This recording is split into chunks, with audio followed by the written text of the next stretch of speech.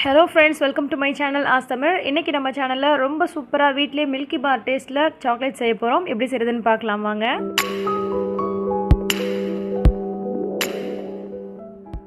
ஒரு பாத்திரத்துல 2 டம்ளர் அளவுக்கு தண்ணி ஊத்தி இத நம்ம ஃபர்ஸ்ட் ஹீட் பண்ணிக்கலாம். ரொம்ப அகலமான பாத்திரமா இல்லாம இந்த மாதிரியான பாத்திரமா எடுத்துக்கோங்க.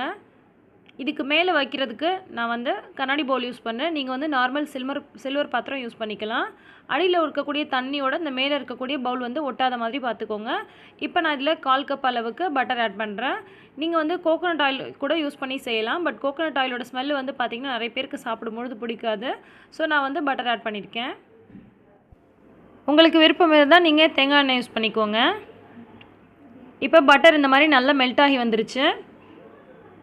இந்த மாதிரி நல்லா மெல்ட் ஆகி வந்ததுக்கப்புறமா நாம் பவுடர் பண்ணி வச்சுருக்க சுகர் சேர்க்க போகிறோம்.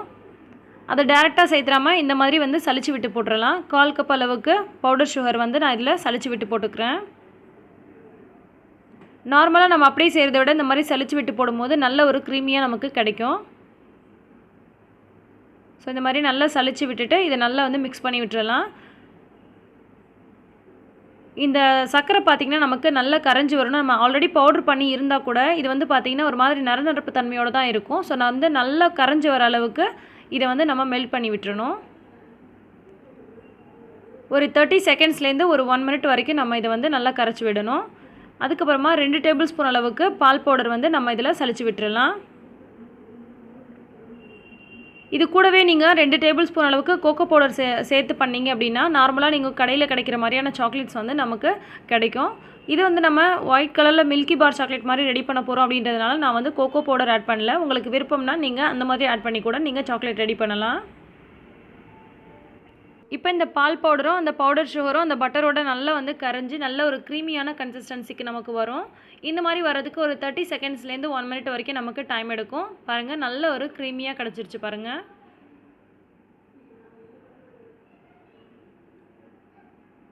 நல்லா இந்த மாதிரி க்ரீமியாக கிடச்சதுக்கப்புறமா நாம் ஸ்டவ் ஆஃப் பண்ணிவிட்டு இதை இறக்கிடலாம்.